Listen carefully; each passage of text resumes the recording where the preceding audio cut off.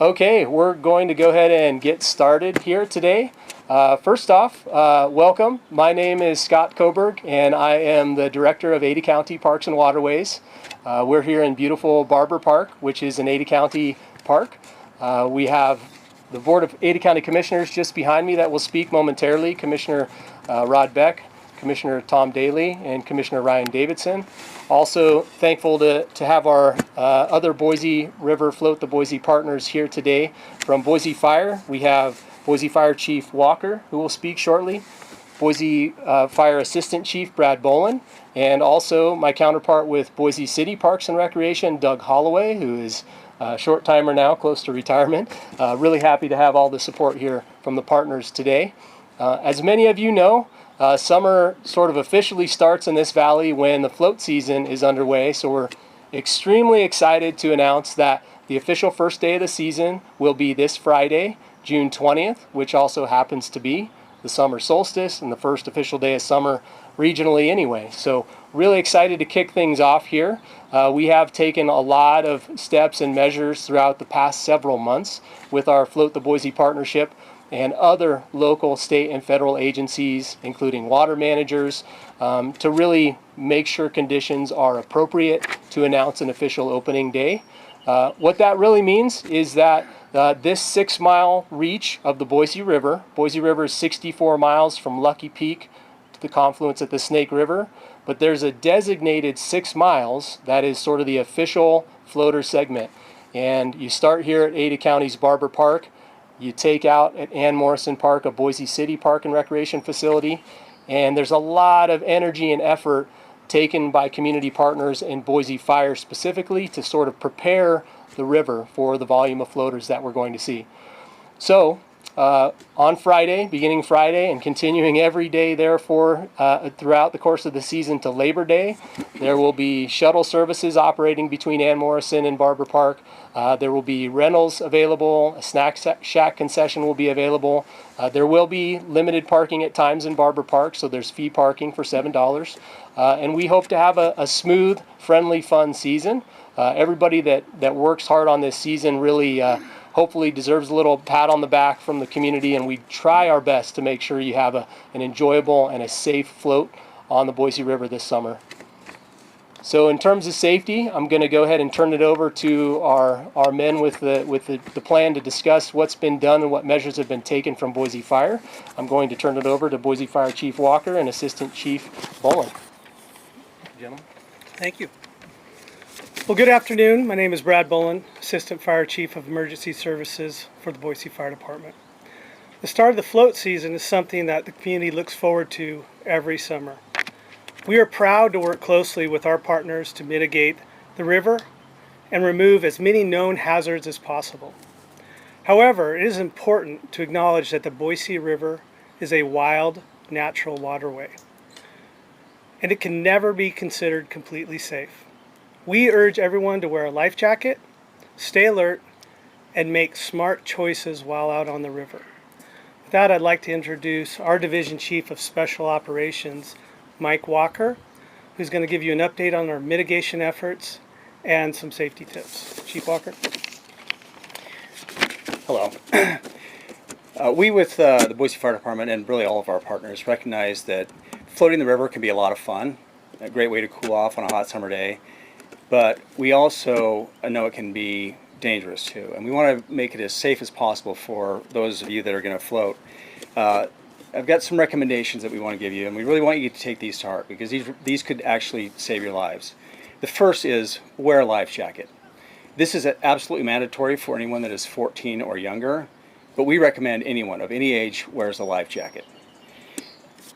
We also, paying attention is really important. It's a fun kind of recreational thing to do, but you need to be heads up. So we urge you to be, as you're floating, paying attention, looking forward, looking ahead on the river. Look for the hazards that may be up there, strainers, sweepers, bridge abutments, trees or other debris in the river.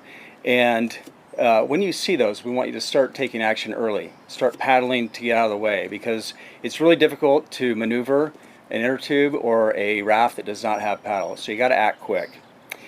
We also strongly recommend do not tie your tubes or rafts together. This just makes it even more difficult to navigate, and if you do encounter one of those hazards, it really increases your chances of being wrapped around that obstacle or even trapped inside of it. Wear proper water shoes. There's a lot of sharp objects, sharp rocks, not just on the river bed, but also on the river bank. If you do have an emergency, call 911, and this is part of paying attention. Know your location. The sooner we can get to you, the sooner we can help. So look for landmarks that will help us identify where you're at. Bridges are a great one. They're labeled, pretty easy to see.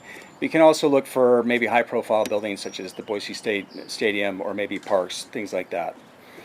If you do see our rescue boat or our jet skis out on the river doing a response, clear out of the way as soon as possible. This just makes it quicker for us to respond and safer for us and for you. Do not float intoxicated. I think this is obvious, but that decreases your ability to take care of yourself and make safety your own responsibility. I'm going to repeat it one more time because it's so important. Wear a life jacket. Even the most experienced swimmers and strong swimmers can be overwhelmed because the river is so powerful. So, and one more thing, I'd like to urge everyone to check out floattheboise.org, that webpage. Prior to your outing, review the safety tips, but also you can find a map on that website that shows the location of all the hazards that we know of, and we update that on a regular basis so you can see what the most current situation of the river is. So have fun, but be safe. Thank you. I'd like to offer the podium to Chairman of the Board of Commissioners, Rod Beck.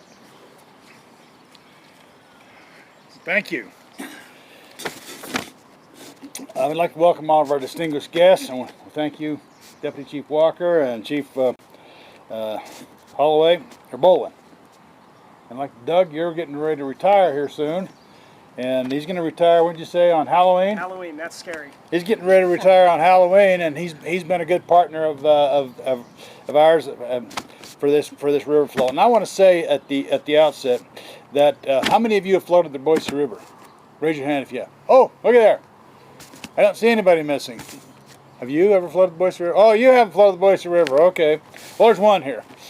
But I want to tell you, the float at the Boise River is an organic operation that was decided by the people of Ada County. It wasn't something that the government decided to do. It's just, I remember over 2 decades ago when I first arrived in Ada County, my wife and her family said, well, let's go float the river. And I, what? We came up here to float the river, and there was nothing but a little shack here right now. There was a dirt road coming in here, and there was a shack, and we got in the river and we floated it. And we have done the best we could over the years. Ada County has, in conjunction with our partners, the City of Boise, to make this a more convenient and more comfortable float for everyone. And that's why we rent. There's raft rentals you can rent. You can get a. When I first came up here, we had to drop off a car at Ann Morse and then another car up here, because there was not a shuttle, and there wasn't any raft rentals either. I think they had a few tube rentals, but that was about it. So the point is, people here created this river float, and we've just done the best we could as a government to accommodate it and to make it safer and to make it more convenient for everybody.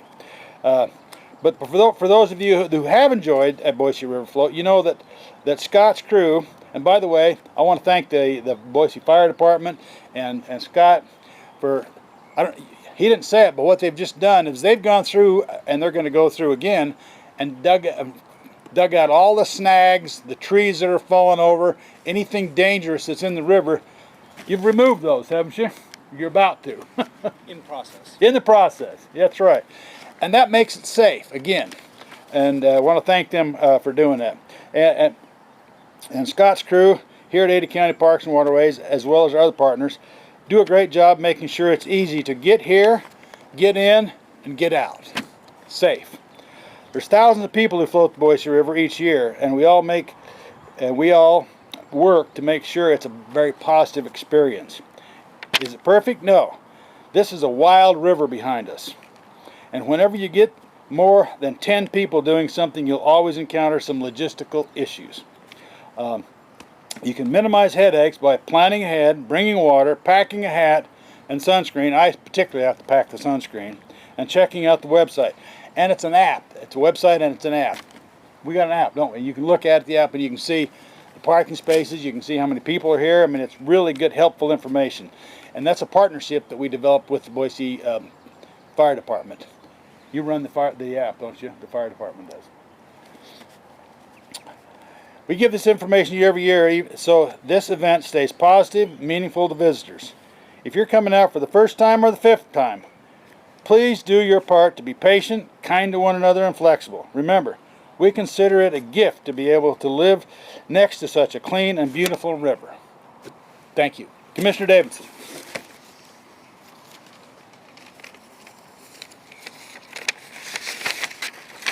Thank you, Chairman Beck, and to all of our guests, thanks for being here for today's announcement. We also appreciate the media being here because you guys are able to share with your viewers the importance of being prepared. It's great to see all the stories you do each year stressing that the river behind us is a wild river. It's not a pool or a water park. Ada County and our partners do many things each year to make it safer, but it will never be totally safe.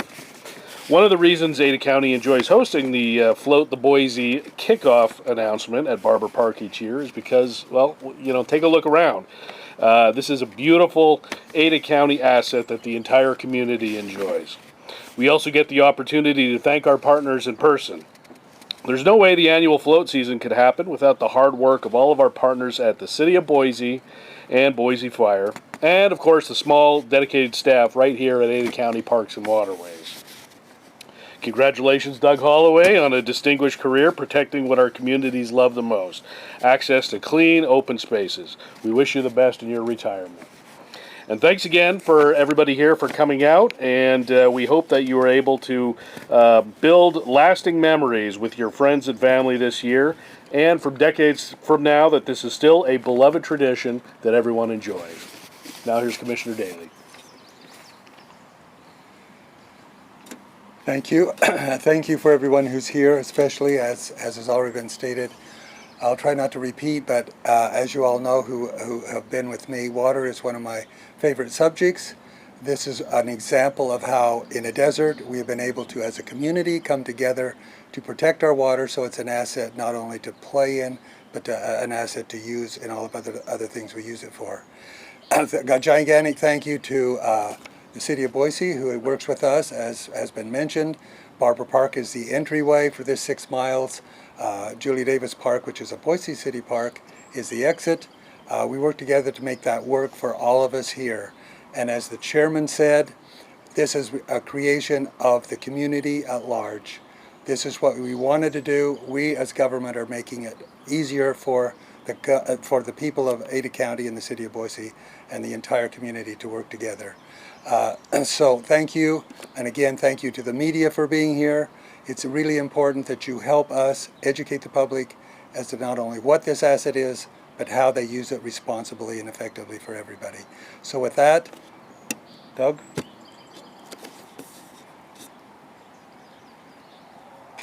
Thank you, Commissioners, Director Kohlberg, for hosting us again out here, and of course our public safety folks from our fire department and trying the best to make this as safe of a summer that we can possibly have. So I won't belabor some of the things that our commissioners have talked about. And again, thank you, commissioners, for your kind words on retirement. So this will be my last, I guess, springtime launch of our float season.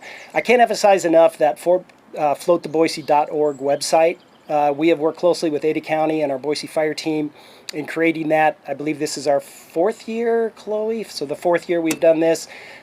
Each year, and I attribute part of it to the Float to Boise, that floattheboise.org website, our rescues have consistently gone down each year.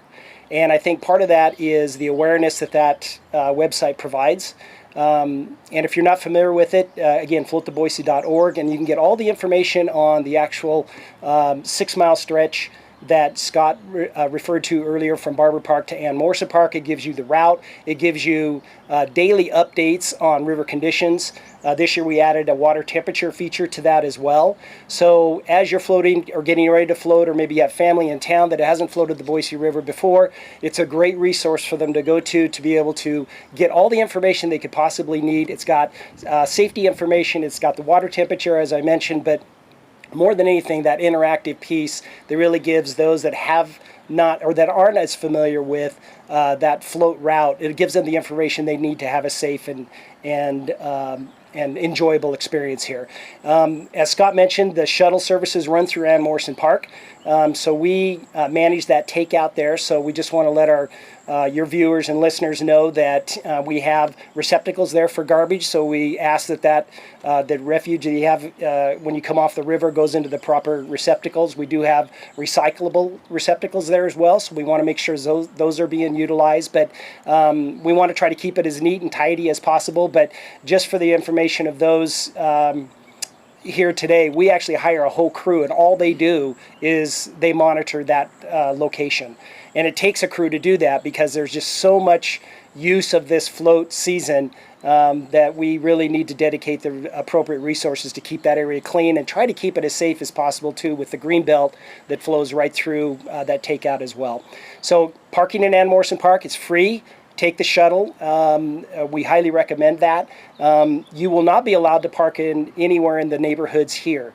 Our police department, we also provide updates not only from a public safety standpoint of the river, but any updates from our police department on how things are going on the Greenbelt, along the river, and also parking at that we don't want to see out here at Harris Ranch. So strongly encourage, use Ann Morrison Park. That's what it's there for. We have over 900 public spaces free of charge. Take the shuttle out here. Don't take a chance on coming out and seeing if it's full. Look at the website that you can that will be part of the floattoboise.org. You can link to that our Ada County Parks and Waterways just implemented this year, which I believe shows how the parking is looking out here, so you can look at that ahead of time and not come out here and be disappointed there's no place to park. So again, floattoboise.org. We appreciate everybody coming out, and here's to a great and enjoyable float season in summer of 2025. Thank you. And I'd like to turn it back over to Scott Koberg, our Director of Ada County Parks and Waterways. Thanks, Doug. Yes, just a few closing remarks, and then we'll stand collectively for questions or individually if you'd like to pull anybody aside. As Doug mentioned, yes, floattoboise.org, just to piggyback on the parking conversation. There is a new link there. Ada County did take some steps to create what's called the Barber Park Floater Hub. That floater hub has a map of the park, has real-time parking information. We do have a camera that is counting cars as they enter the park and exiting cars as they exit the park. And we're able to track, and it should display in real time the available number of spaces available, including the overflow parking field. So plan ahead, always plan ahead. If you're dead set on floating, maybe check out that site first to determine how you're going to do that. Do you park in Barber Park or Ann Morrison? And so, yeah, a lot of resources out there. It's always float at your own risk. Be safe, have fun, float the Boise. Thank you for everybody for being here today, and we'll stand for questions. I've got a question for Chief Walker. Can you talk a little bit about how crews clear the river? Do you guys sweep it in boats, or what's that process? Yeah, it's actually pretty extensive. It takes a lot of work, a lot of man hours to get all the mitigation done.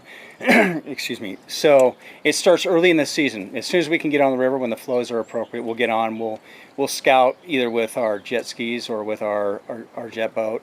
And then I need to emphasize that it's a collaborative effort. So we work with all the other partners, and particularly Fish and Game and Idaho Department of Water Resources, because we're not the only ones. The floaters are not the only ones that use the river. The fish use the river. There's fishermen.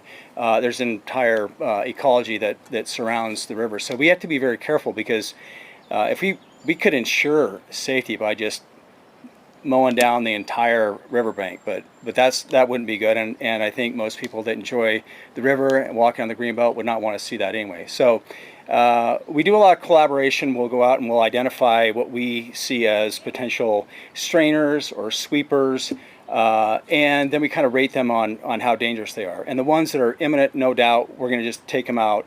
But then there's some that are kind of in the middle, and we'll collaborate with the other partners and discuss, like, we think this is a problem, and they'll give their opinion. But at the end of the day, if there's any chance it's going to be risky to the floaters, we're taking it out. But we want to be judicious. We want to leave some cover for the fish and for the other ecology that uses the river.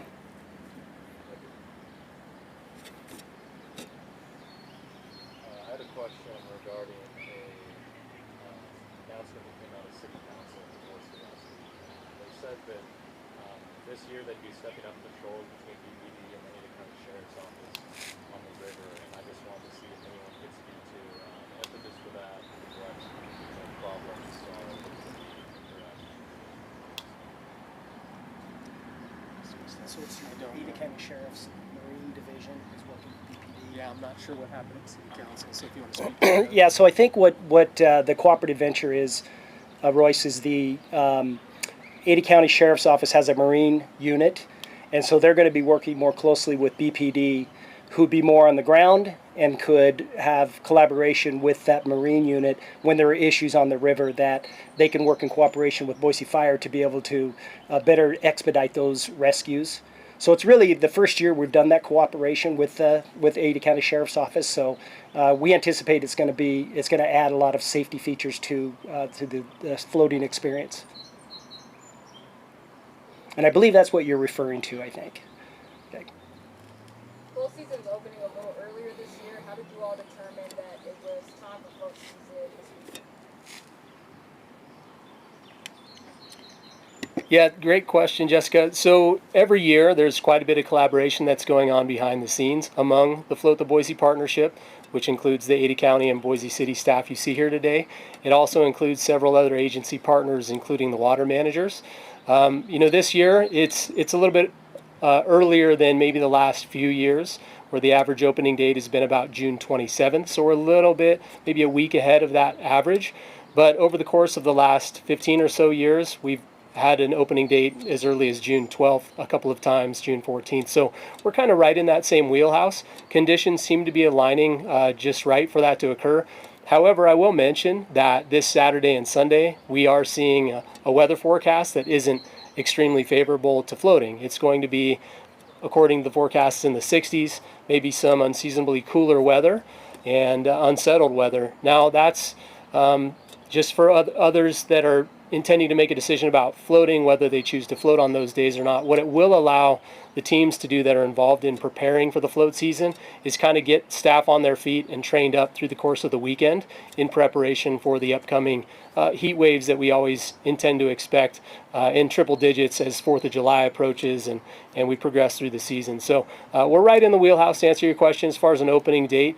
It's really nice to kind of get this out in the open, and then all of the folks that are involved in staffing related to the float season can prepare accordingly and move forward. So super excited. It looks like Friday is going to be a really nice day to float, and then maybe a couple of days of cool down weather to get everybody sort of cabin fevered up again and ready to float the following week. Thank you. Other questions?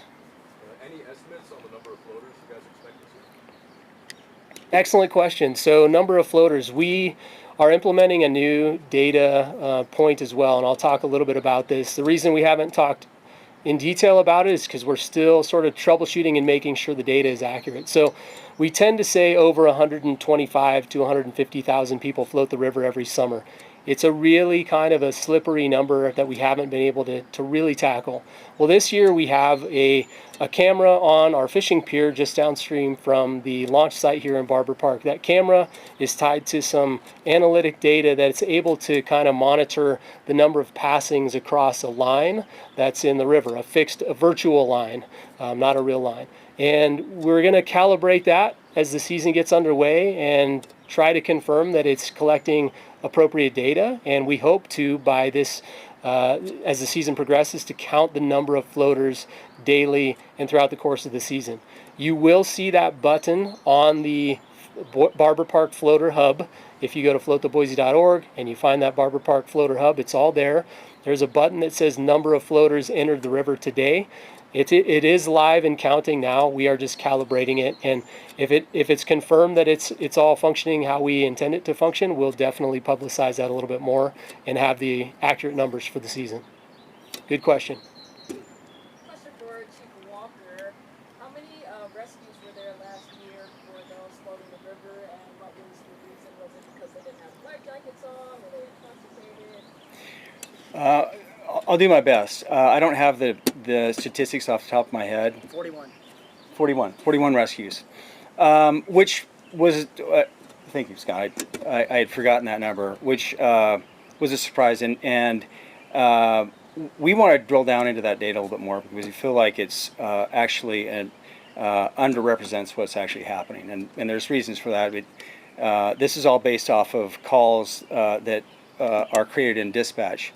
Well, a particular call could actually have like 2, 3, 4 rescues involved. So, and then also going anecdotally from talking to our members of the dive team and how many rescues they've had. And I can say, again, anecdotally though, that, we'll do a busy day, we'll do 10 to 15 rescues. So it's really if you want to talk about why so many rescues, a lot of it is the volume of people out there.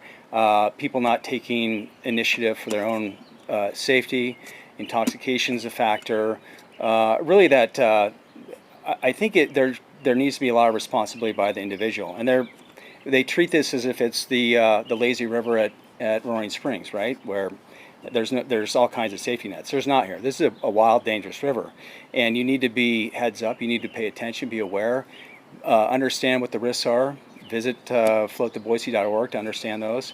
And then there's people that just really poor decision making, like not wearing life jackets or bringing out children under the age of 14, very, very young children, not putting them in life jackets. And then I mentioned all these things. I mentioned all those safety tips were developed because those were the situations we encountered. Tying tubes together and rafts together is a terrible idea. So it's a combination of all those things. And I will say that we have done our best, and we spend a lot of time, but put a lot of energy. We have crews working on overtime to try and take out as much of the hazards as we can, but we cannot control it because those are always changing. When the river goes up or the river goes down, that shifts things in the river, trees fall over, debris moves around. So it's an ongoing, constant process, and we are dedicated all summer long, monitoring the river, being out on the river. Sometimes we'll staff the boat on overtime so we can actually have people out there ready to go when there's a large volume of people, just so we have a reduced response time. So it's a lot of work on our part to make that happen.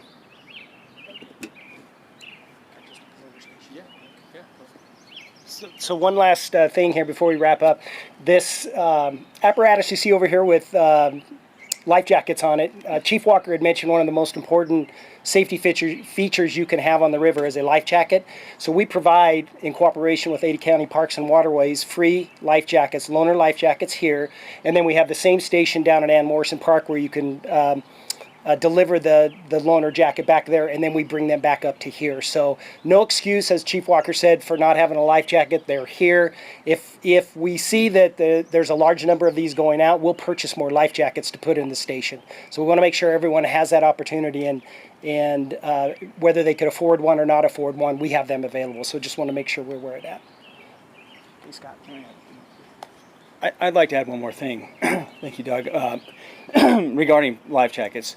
And I can't prove this statistically or anything, but anecdotally I would say that of all the fatalities that we've responded to over the years, had the person been wearing a life jacket, it would not have been a fatality.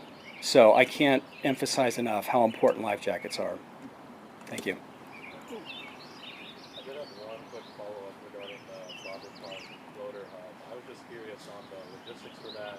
Is that all sort of automated sensors to get that data online? Is there a degree of manual entry? How does that sort of come together? Yes, great question about the Barber Park Floater Hub. So primarily automated through a program called Camlytics. Camlytics is a software-driven program that allows for real-time data monitoring, so no physical entering of data at those points. However, we are, as mentioned, intending to calibrate that, specifically the floater count, because across a fixed line, as opposed to the vehicle parking cam, which we expect to be pretty accurate, the floater cam counting floaters, which is more kind of interesting information to know, how it affects the community, how it affects maybe commerce and tourism here. We are going to calibrate that because if you get multiple sort of blobs of people on boats going across a line, you don't know the number of floaters. You may know the number of vessels or tubes that might be passing that line. So again, we're going to try to calibrate that, make sure that data is accurate. We don't want to be putting out data that is not helpful to us and to the community. But yes, the traffic data is automated. It is counting in real time currently for Barber Park and available parking. That's the same with the river temperature. River temperature is automated. It's updated in real time. It's consistently sending that. And for those that are ever interested in how cold the Boise River is, if you come here opening day or any day throughout the summer, you will consistently hear high-pitched screams the moment somebody first touches the water in the Boise River for the first time. We're really fortunate to have this amazing watershed. Starts in the Sawtooth Mountains, and it goes through a series of reservoir systems above us, but the water is cold as a result. It's what makes it a healthy fishery as well. So we're talking in the high 50s, low 60s is the temperature of the water on any given day. Even if it's 100 degrees out, it's pretty cold. And so when Boise Fire and indicates the safety concerns on the river, there's additional factors you want to be prepared for. Dress appropriately for the weather. Make sure you do have proper gear. A life jacket actually frankly keeps you warmer in any conditions on the river. If you do have an unplanned swim, chances are not only are you safer with that unplanned swim with that life jacket on, you're actually going to warm up faster and less subject to potential hypothermia or any conditions like that. So all around, it's always a good idea to wear a life jacket. If there's no other questions, you're welcome to pull anybody aside here that you'd like to speak with, and of course you're welcome to get any B-roll or anything you need here. And you all showing up today. Thank you.